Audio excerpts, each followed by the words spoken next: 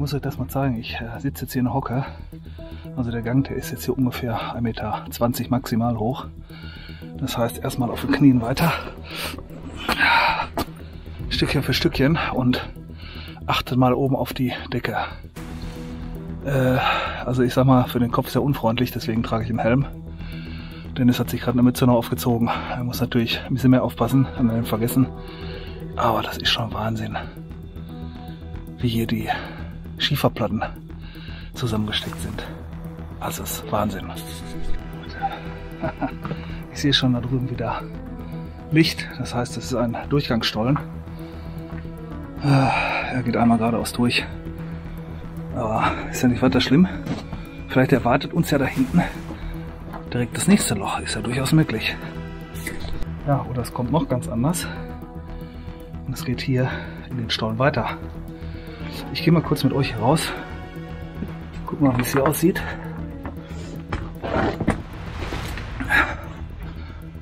Wow. Wow.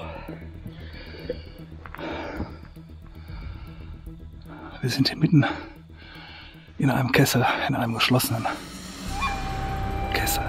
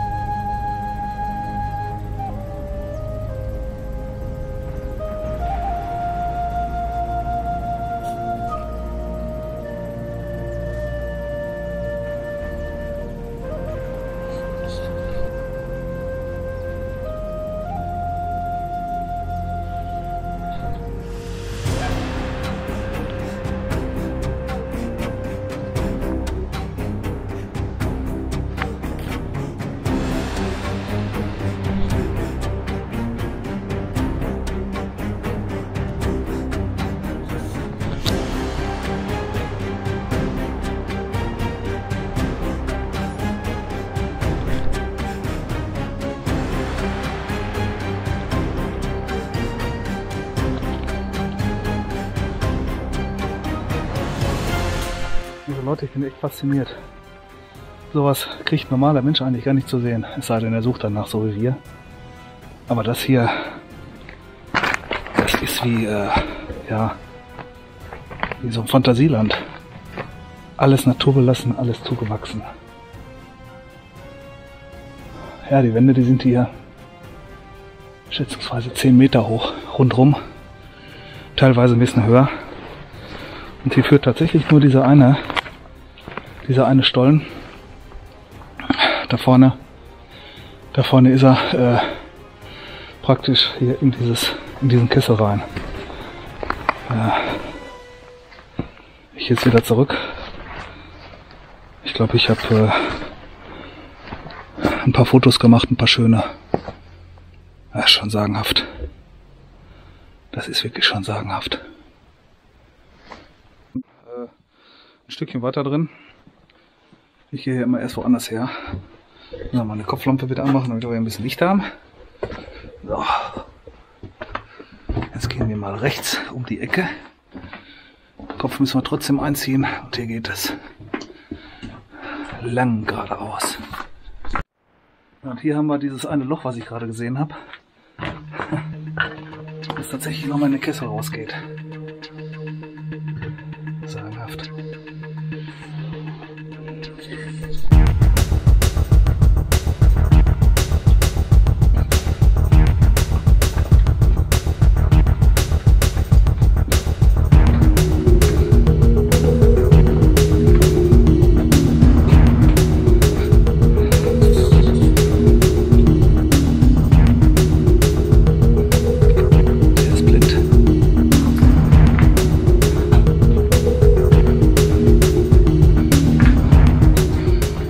Sagen, das gebückte Gehen ist ganz schön anstrengend.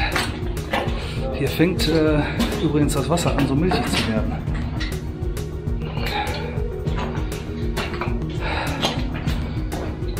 Das kommt, behaupte ich jetzt mal, davon,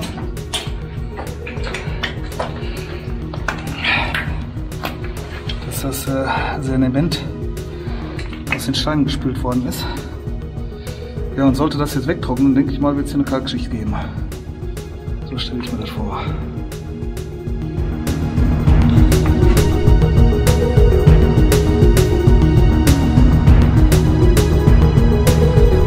Jetzt kommen wir in einen Bereich, wo man noch die Bohlen von den Schienen sieht und Schienen auch. Das sind wieder diese breiten. Also hier in diesem Bergwerk haben die keine Schmalspurbahn genommen, sondern tatsächlich so breite Wagen. Bin mal gespannt, ob wir vielleicht noch ein paar Loren sehen. Die müssen ja dann auch ein bisschen größer aussehen.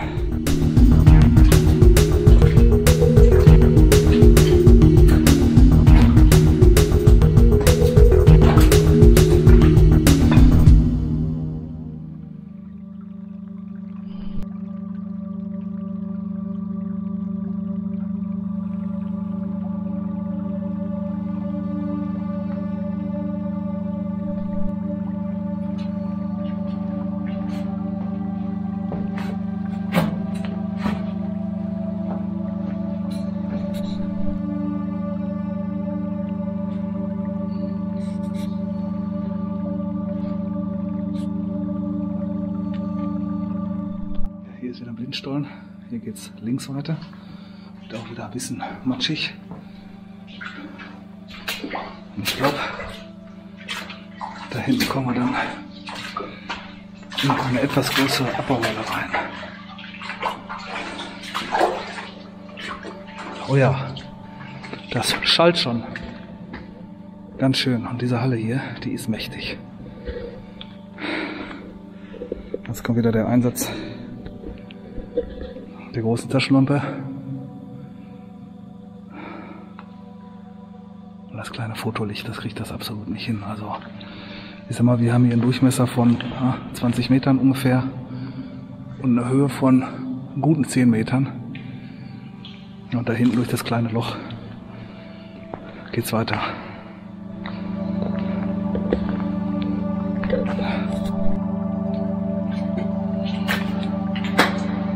Die nächste große Halle. Wahnsinn. Hallo. Ihr seht jetzt quasi, wie der Staub hier drin steht und die Tropfen von oben runter rieseln.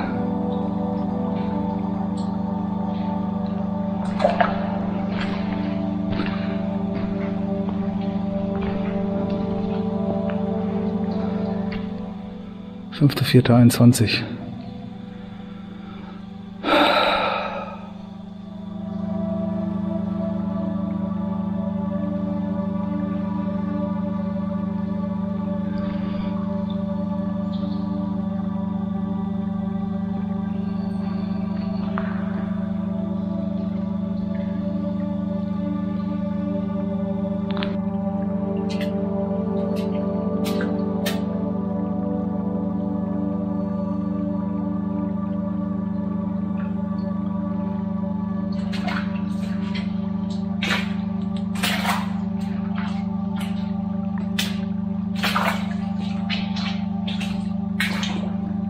Rechts oder links? Alter, guck dir mal die Höhe an. Das sind... Nee. Also das sind... Ich weiß nicht, 30 Meter. Heftig, ganz heftig.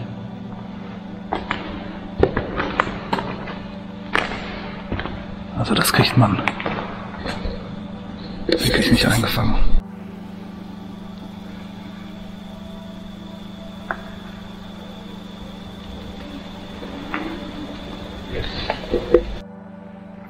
So Leute, jetzt sind wir da auch wieder raus. Jetzt gehen wir zum nächsten.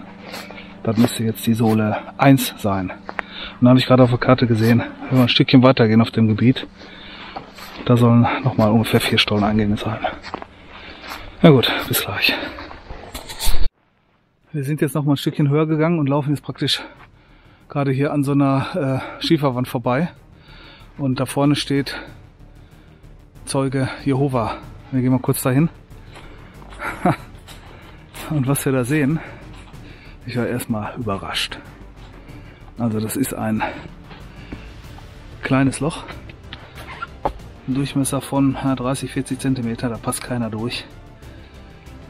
Also kein normaler Mensch. Da kommt auch so ein relativ warmes Lüftchen raus. So, jetzt haben wir gerade quasi da vorne da haben wir einen weiteren Stolleneingang entdeckt. Ich muss mal gerade gucken, ob der auch bei mir auf Liste steht. Das kann jetzt durchaus sein. Obwohl hier ist eine, ja doch, dass es praktisch hier so rumgeht. Dass der Gang tatsächlich hier so rumgeht und vielleicht da vorbei. Oder es ist hier, ach da hinten im hinteren Gang, wo Dennis gerade herkommt, nochmal eine Öffnung. Also, da ist auch noch einer. Von daher, wenn wir da reingehen, werden wir sehr wahrscheinlich gleich da rausgucken können. Starke Geschichten hier. Ja, und schon haben wir wieder den Helm auf und ja, wir werden in dieses Loch reingehen. Nummer 1, in dem anderen steht Wasser drin. Das andere Loch, das ist, kann man von hier aus jetzt nicht sehen, aber da vorne durch die Senke durch, praktisch in den Berg rein. Ja, und der Weg da drin, der Stollen, der wird dann hier entlang führen. Und wo war das Loch? Da vorne, hinterm Baum, da ist praktisch das Loch. Ja, da oben ist noch eine Spalte. Hier sind überall Spalten. Ist heftig.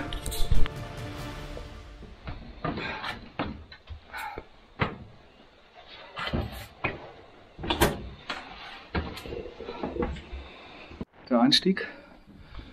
Hier kann man jetzt mal wieder gemütlich laufen. Und hier wird auch irgendwie so ein richtig laues Lüftchen, muss man wirklich sagen. Uns kommt hier Luft entgegen. Wir gucken mal, was uns hier erwartet.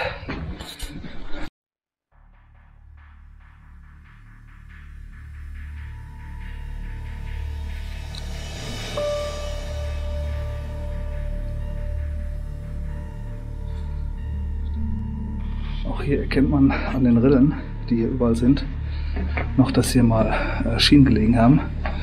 Das sind quasi die Rillen von den Schwellen, die dann entweder entnommen worden sind oder weggegammelt sind. Und jetzt stehen wir, Alter,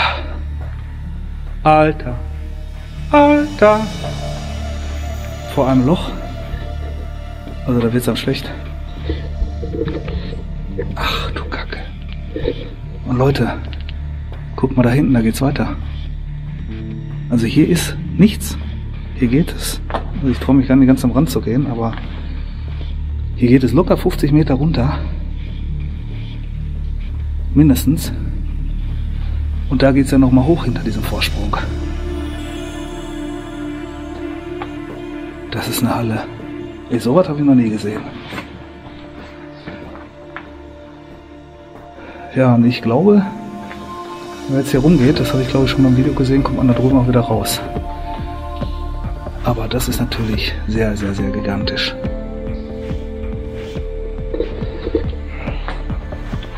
Heftig.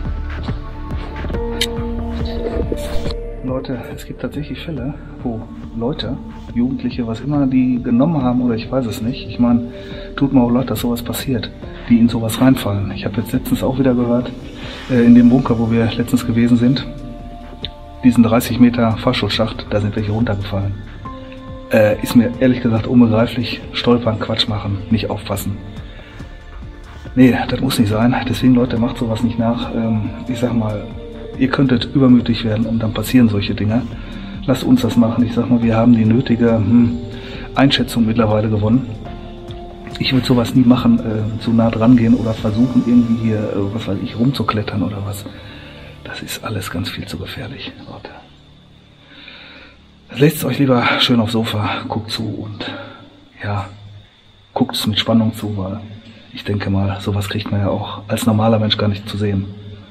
Das sind die Bergleute, die sowas hier gesehen haben. Und der normale Bürger, so wie wir, die hätten keine Chance. Ja, außer Schaubergwerke. Aber ich denke mal, da wird hier so ein Geländer vor gewesen sein. Oder würde ein Geländer vor sein. Und dann wird alles schön beleuchtet. Das ist natürlich ganz was anderes, als wenn man das jetzt im Dunkeln erkundet. Ja, wir gehen jetzt mal weiter. Auf der rechten Seite jetzt gleich das Loch gehabt. Hier können wir, glaube ich, nochmal reingucken. Schauen wir noch mal kurz, ja. Da sieht man es nochmal. Hallo. Das ist wie eine Kirche hier. Ja, da drüben ist ein Plateau und genau da, wo der Stock ist, genau, da ist der Dennis schon am Leuchten. Und da drüben, also da ist nochmal ein Gang und da geht's rein. Ja, es gibt sehr wahrscheinlich welche, die genau da, wo ich hinleuchte, auf diesem Punkt versuchen, darüber zu gehen. Die rutschen ab und dann geht's abwärts. Du machst es nicht, ne? Du machst es nicht.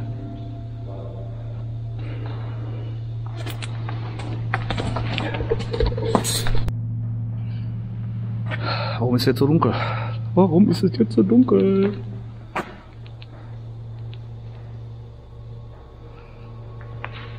Ja, weil es ganz einfach eine große Halle ist. Hier wird das Taschenlampenlicht gefressen. Da drüben geht's weiter. Da gehen wir nachher mal weiter. Hi, du Ei. Hier ist nochmal eine riesengroße Halle.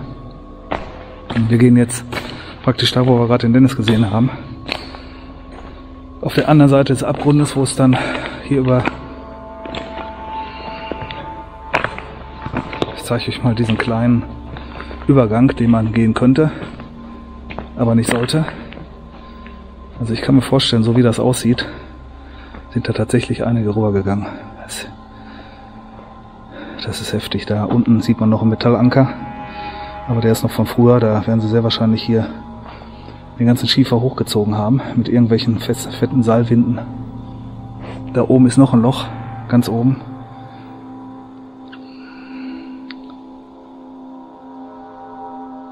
Ja, unvorstellbar, wie die hier früher gearbeitet haben. Unvorstellbar.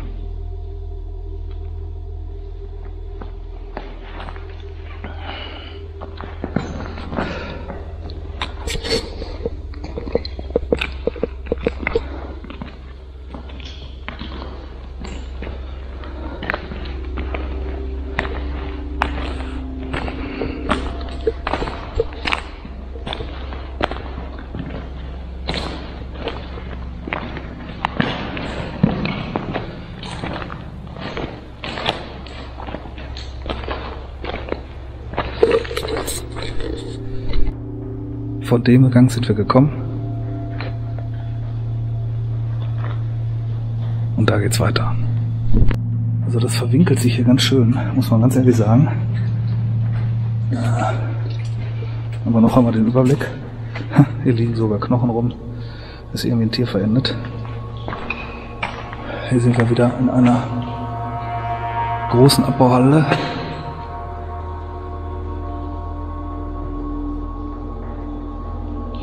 Ja, man kann die Dimension eigentlich erst sehen, wenn man eine Öffnung sieht. Zum Beispiel dieses Loch hier. Das ist ungefähr 3 Meter hoch, schätze ich jetzt mal. So, jetzt leuchte ich mal hier hoch bis zum höchsten Punkt. Das ist da. Und das sind ungefähr 12 Meter.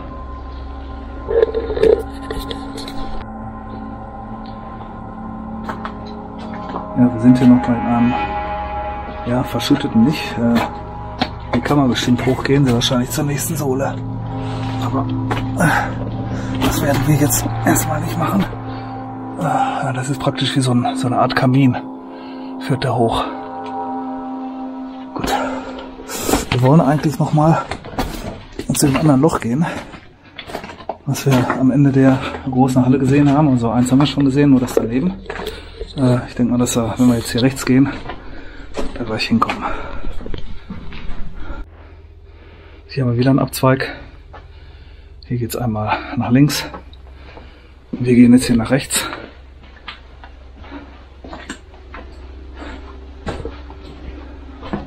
In der Hoffnung, dass wir jetzt gleich auf der anderen Seite der großen Halle sind. Hier ist nochmal eine riesengroße Abbauhalle, die man quasi nur mit Licht ausführen kann. Ohne Licht kannst du hier mit den kleinen Lampen gar nichts anfangen. Ja, Bierdosen. Die Bierdosen, Bierflaschen. Ich fasse es nicht. Ja, Die Stange, die steht hier nur zum Spaß, also die stützt jetzt nichts ab. Wenn ich die jetzt wegnehme, dann wird nichts passieren, aber ich lasse stehen, so wie es das gehört. Hier ist ein sehr wahrscheinlich verschüttet, sieht nicht so aus, als ob es da hinten weitergeht. Man könnte zwar jetzt hier hochkrabbeln und gucken, aber das tun wir nicht. Also, ja, ich bin mal gespannt, wie wir gleich zu dem anderen Loch hinkommen.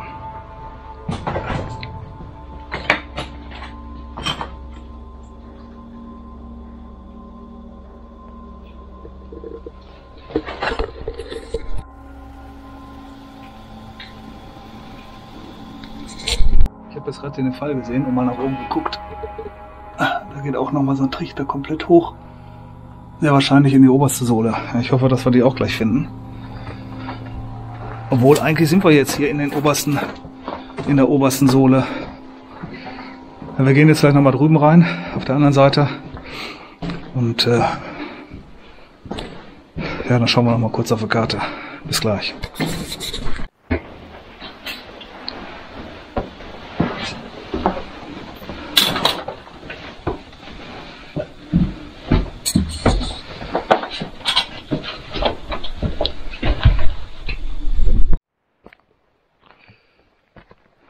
Schon geht es zum nächsten Stollen. Also das, was wir jetzt gerade gesehen haben,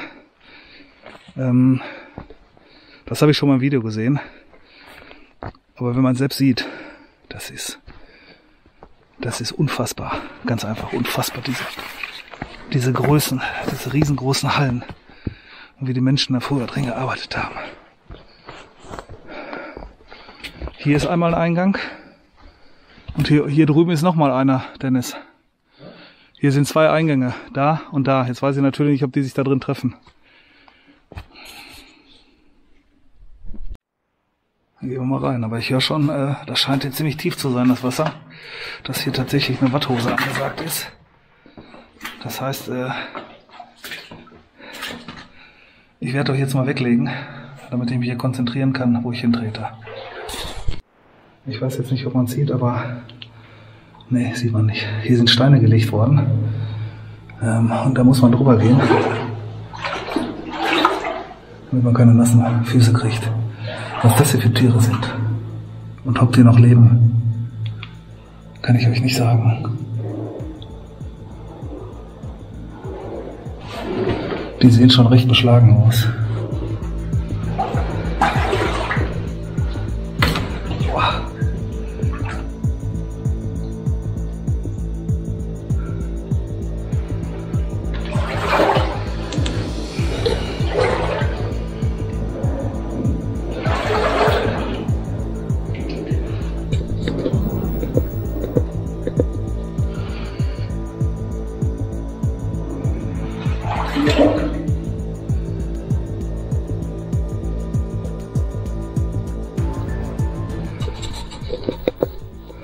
So, Freunde, Licht wieder an und jetzt geht es da hinten entlang.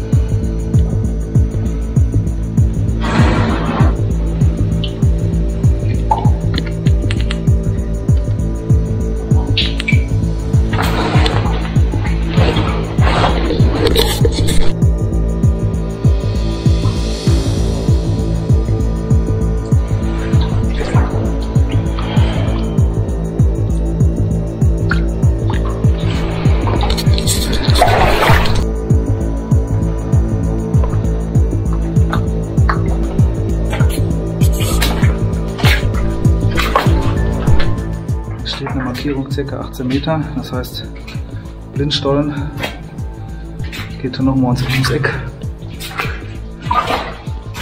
Ich weiß jetzt gar nicht, in welcher Richtung wir gelaufen sind, um dieses kleine Loch da wieder zu finden. Gut, hier steht eine alte Leiter, das ist gut.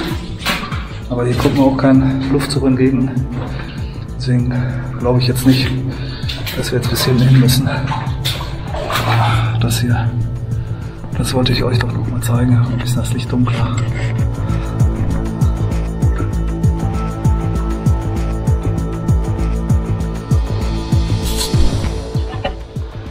Und hier tropft es mal überall heftig. Machen wir wieder ein bisschen mehr Licht an. Also das ist hier eine reine Tropfsteinhöhle.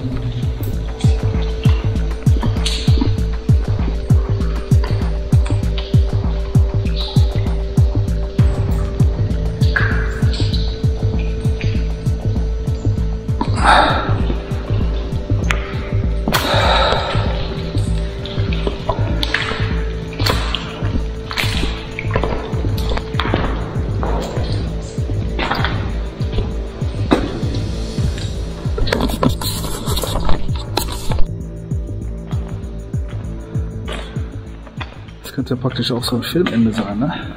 Das ist das Ende dieses Stollens hier.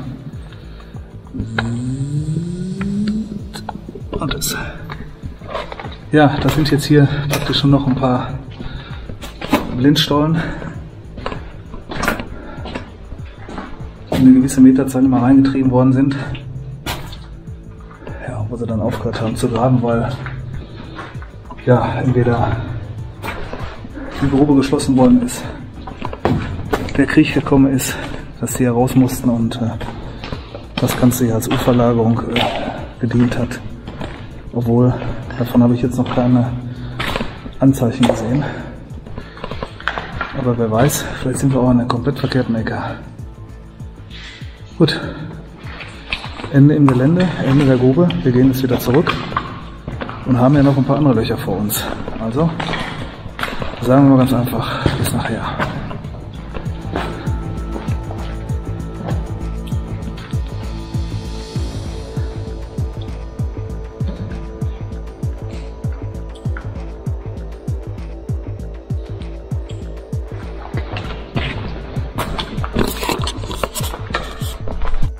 So, jetzt gibt es erstmal eine kleine Pause. Wir essen jetzt ein bisschen was und trinken was. Ich will euch mal was zeigen.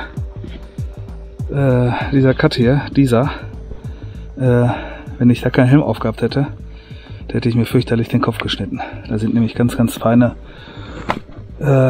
Schiefersteine dann runtergekommen, weil ich da mit dem Kopf dran gekommen bin. Also Leute, nicht nachmachen. Ja, Päuschen, wie gesagt, Dennis ist auch da. Hat keinen Helm dabei, der muss umso mehr aufpassen. Ja, mehr gebückt als alles andere. Genau. Wir essen jetzt, wie gesagt, war es eine Kleinigkeit und dann haben wir quasi durch die 2 Bäume hindurch haben wir nochmal ein Loch, da gehen wir dann auch nochmal rein. Ja, und ich glaube so ab 16 Uhr wird es dunkel, da müssen wir uns mal fürs Nachtlager schlau machen. Hier sind überall schöne Plätze, aber wir müssen unser ganzes Equipment erst wieder runter und dann alles wieder hochholen, um hier eine Overnight zu machen. Das müssen wir jetzt mal antesten, wie wir das machen. Also hier hört man absolut nichts. Kein Vogel, kein Rauschen der Blätter, der Bäume. Ich meine, es ist auch windstill. Das einzige Geräusch ist das Tropfen aus der Höhle.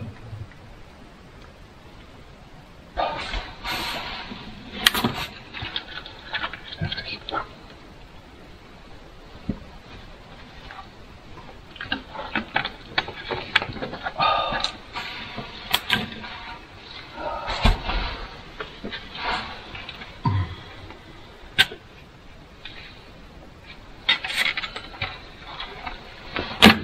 Ja, der zweite, der jetzt hier neben gewesen ist, das war leider ein Blindstollen. Sah zwar interessant aus, aber da ging es nicht weiter. Deswegen suchen wir jetzt gegebenenfalls noch einen, der noch ein Stückchen höher liegt. Und dann gehen wir erstmal zurück zum Auto. Werden uns das Nötigste für ein Overnight mitnehmen. Und irgendwo hier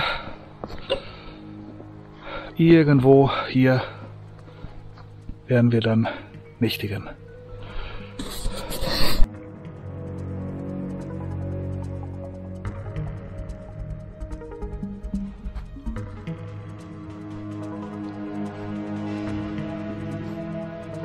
Schauen wir mal.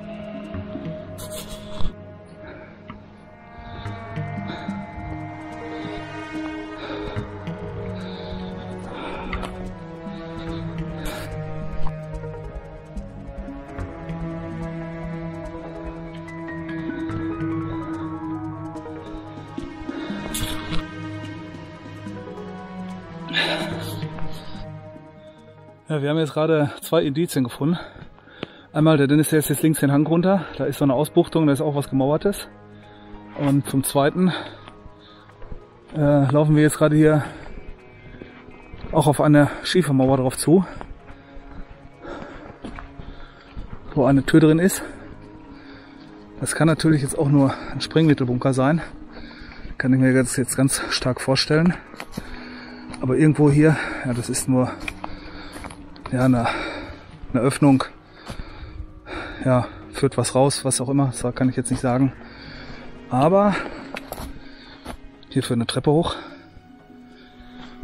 Hier geht es nochmal weiter, die Mauer entlang.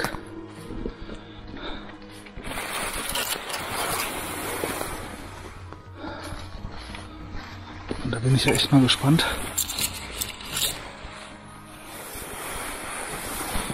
Wo uns dieser Weg hier hinführt. Hier ist nochmal eine große Abmauerung. Warum ist hier so hoch abgemauert? Also es könnte früher ein Transportweg gewesen sein, auf jeden Fall.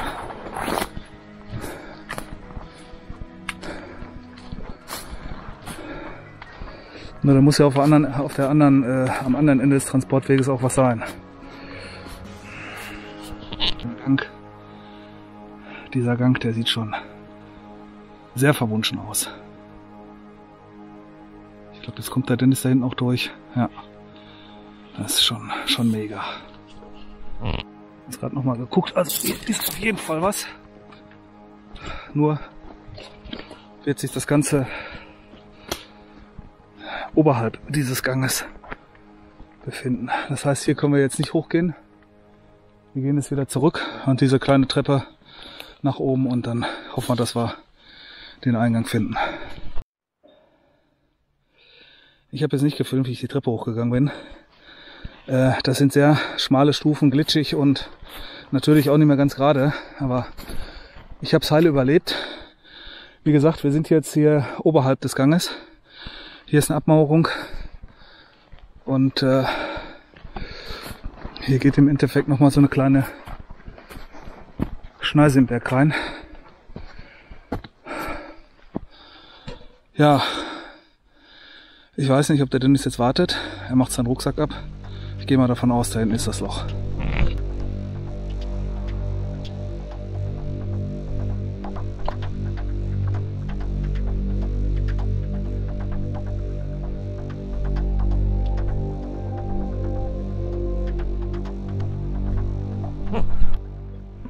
Ja, ich habe gerade schon Zeichen gekriegt, da ist es. Für heute unser letzter Stollen. Weil dann haben wir auch genug gemacht. Wir sind heute Morgen 5 Stunden hier hingefahren und treiben uns jetzt 4-5 Stunden schon hier im Berg rum. Rauf, runter, in der Löcher rein und raus. Ich zeige euch mal eben das letzte. Ja, Dennis bereitet sich mit einer Zigarette seelisch drauf vor. Ich weiß nicht, wie es da aussieht. Ja, da geht es ein bisschen runter. Ein bisschen runter. Mal gucken, ob wir ein bisschen ausleuchten können. Ja, man sieht nicht, wie weit es reingeht, aber das werden wir gleich erfahren.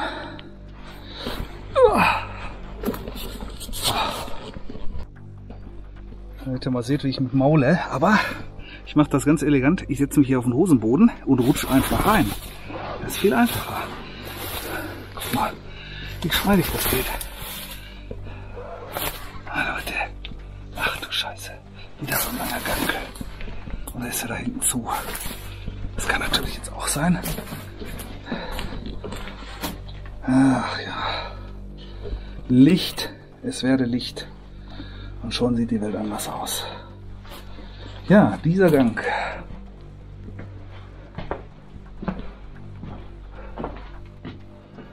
Also hier könnte man auch ein Overnight machen. Fällt mir gerade so auf. Das ist alles ein bisschen steinig, aber das ist wie so eine kleine Totenkammer hier. Wenn man die Platten hier wegnehmen würde, könnte man wirklich super einen Schlafsack drauflegen und schlafen. Fällt man runter, okay.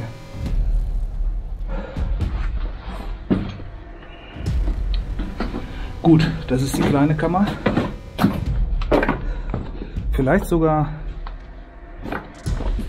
von früher so eine Art Sprengmittelkammer. Was das jetzt hier ist, das ist eine alte Schüssel gewesen. Eine alte Blechschüssel. Also hier ist dein Zimmer. Ja. Ja.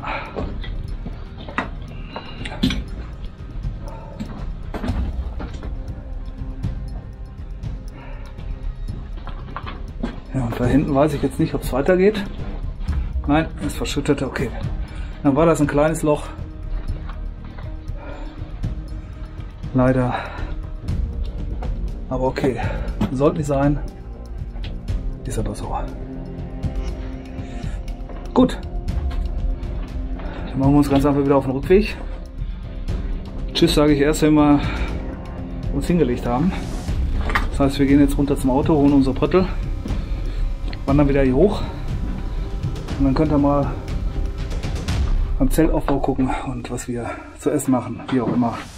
Ist jetzt keine 5-Sterne-Küche, also selbstgemachte Kartoffeln und so was, alles das haben wir nicht. Aber das Abenteuer wird schon kommen. Gut, dann sagen wir, bis nachher, wenn wir unser Lager aufbauen.